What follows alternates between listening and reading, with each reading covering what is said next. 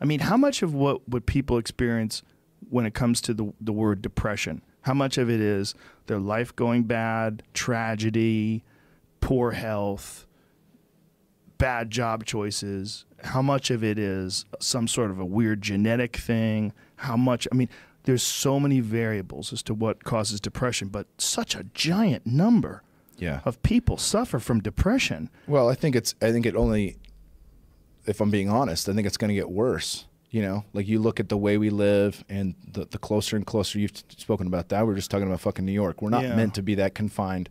We're not meant to sit out. Like we're withheld from the fucking sun right now. Yeah. So many of these things communicate with our bodies. I'm working with a genetic specialist, Ryan Frissinger. He was on Chris Ryan's show. Sunlight influences 500 on-off switches on our epigenetic level. For the good, unless you fucking overdo it, right? 500. 500 plus on-off switches in our DNA are affected by sunlight positively, right? I mean, that's why they look at vitamin D3. Take that for example. They're calling that a hormone now, not a fucking vitamin. Really? Because it's a messenger. That's how much it influences in the body.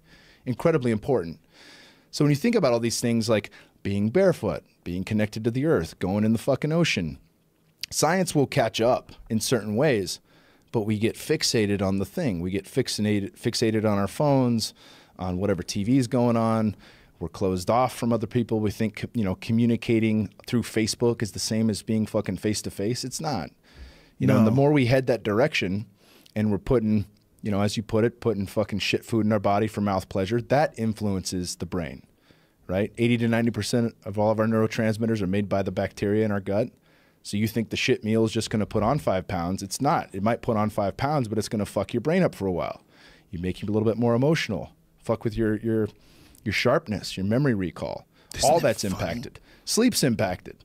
I wish Michael Walker talked a bit more about that. I just don't think it's in his wheelhouse. I don't think it is. He's just a guy who studies sleep and the effects on it. But fuck, was that illuminating, and eye-opening. That podcast was so important to me. It was fucking fantastic. I think his book is really good, but as far as like dialing in sleep, it's more of this is what happens when you don't sleep.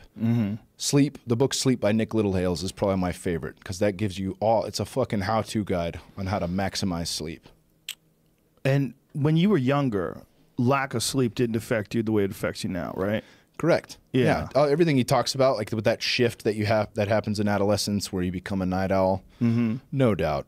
And I probably still could stay out a little bit later until having a kid, and then that's your immediate reset. Yeah. Bitch, you're getting up when the sun comes up.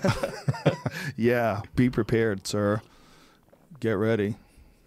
Yeah, it's there's so many different factors that lead to a healthy body, but how much of a healthy body leads to a happy mind? That's where it gets, like, you can't blame some of these people that are suffering from like a disease. Some of these people that have like something wrong with the way their brain is producing these happy hormones. Yeah, I don't think you can say it's just this one thing like, well, if you just ate clean or if you just went keto or you just ate paleo, then you wouldn't have depression. I don't think that's it at all. But certainly that's a factor. It certainly could be a factor. Being in nature is a factor. And unpacking trauma. Gabor Mate says at the heart of all fucking addiction is some form of trauma. Yeah, I'm sure. Completely makes sense. Yeah, his theories on that are fascinating. I never thought about it that way. That some form of trauma during your developmental stage has led you to like seek out this weird, crazy feeling and experience. When you have you known many people that have had like serious addictions, like meth or? Oh yeah, yeah. Without naming names, people very close to me. Family members have been addicted to meth. Lost a cousin to pills. I've been going to AA, not for me, for a family member since I was 3 years old.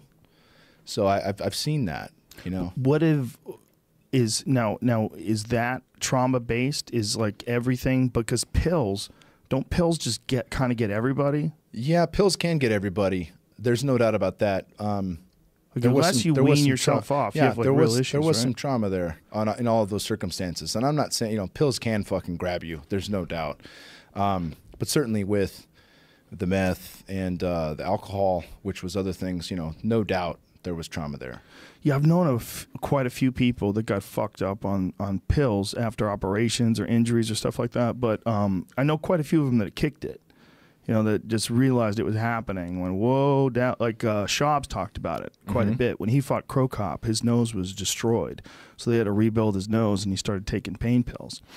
And he said after a while, he's just taking them every day just because he just wanted to take them. And then his friends came over and cleaned out his medicine cabinet and went, cut the shit, dude. It's 4 months later, you're still taking these things all day long. You can't do that anymore. And he's like, whoa.